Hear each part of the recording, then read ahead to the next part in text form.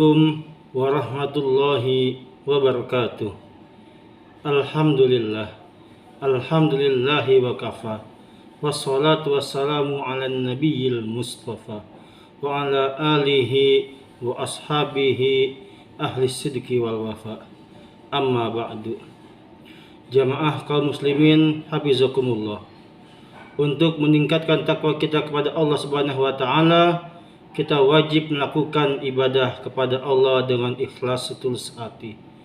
Tujuan kita diciptakan oleh Allah Subhanahu wa taala tiada lain kecuali untuk ibadah hanya karena Allah semata. Sebagaimana firman Allah, A'udzubillahi minasyaitonir rajim, wa ma khalaqtul jinna wal insa illa liya'budun. Semua jenis ibadah, semua kegiatan, segala sesuatu yang membutuhkan niat yang ikhlas, dan semua amal tergantung niatnya. Sebagaimana hadis yang diriwayatkan oleh Imam Bukhari dari Umar bin Khattab radhiyallahu anhu, A'udzubillahi minasyaitonir rajim, innamal a'malu binniyah wa likulli imri'in ma nawa. Sesungguhnya amal-amal itu tergantung dengan niatnya, dan setiap orang tergantung atas apa yang ia niatkan. Jamaah yang dimuliakan Allah, Syekh Nawawi Al-Bantani dalam Nasaihul Ibad menulis kisah seseorang yang berjumpa Imam Al-Ghazali dalam sebuah mimpi. Pada suatu malam, Imam Ghazali sedang sibuk menulis kitab. Tiba-tiba seekor lalat hinggap di dekatnya. Imam Ghazali mengamati lalat itu dan kelihatan sedang kehausan. Lalat itu kemudian masuk ke dalam bekas tinta atau wadah pena beliau dan meminum tinta itu. Imam Ghazali pun diam dan menyaksikan kejadian itu. Beliau membiarkan lalat itu menghisap tintanya. Sesudah si lalat puas minum, Imam Ghazali membantunya keluar dari bekas tinta itu. Terbanglah lalat itu entah kemana. Mungkin tidak ada yang luar biasa dalam peristiwa itu. Apalah artinya menolong seekor lalat yang kotor dan hina. Memang begitulah pandangan manusia secara umum. Tetapi bagaimana dengan pandangan Allah? Tidak lama selepas kejadian itu, Imam Ghazali bermimpi.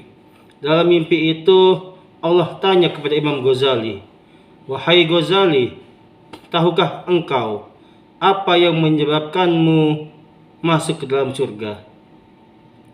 Imam Ghazali termangu dan diam, menyangka-nyangka mungkinkah ibadah sholatnya, puasa, atau yang lainnya.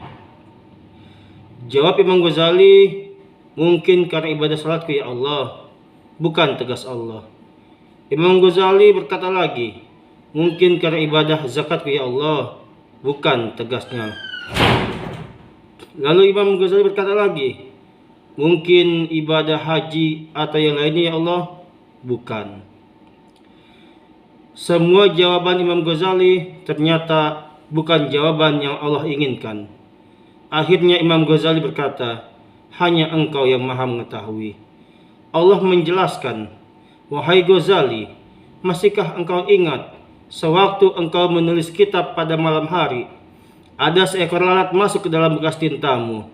Engkau kasihan kepadanya dan engkau membiarkan lalat itu minum sepuas-puasnya. Setelah selesai ia minum, engkau membantunya keluar dari bekas tinta itu. Lalat itu pun kemudian terbang dengan gembira selepas dahaganya hilang. Itulah yang menyebabkan aku memasukkanmu ke dalam surga, yaitu keikhlasanmu membantu makhlukku walaupun ia hanya seekor lalat." Jamaah kaum muslimin yang dimuliakan Allah, ini kisah lalat yang dikasih minum dengan ikhlas. Bagaimana jika yang kita kasih minum adalah manusia? Bagaimana jika yang kita kasih makan adalah manusia? Begitulah fadilah amal yang dilakukan dengan ikhlas yang mampu membawa manusia ke dalam surga. Sebaliknya, amalan yang besar tetapi tidak ikhlas bagaikan fata morgana yang tiada nilainya. Sebagaimana sabda Rasulullah, sesungguhnya Allah tidak akan menerima amal kecuali amal yang dilaksanakan dengan ikhlas dan dilakukan dengan semata-mata mengharap ridha Allah Subhanahu wa taala. Demikian, wallahul muwafiq ila aqwamit thoriq. Wassalamualaikum warahmatullahi wabarakatuh. Salam Fuhab.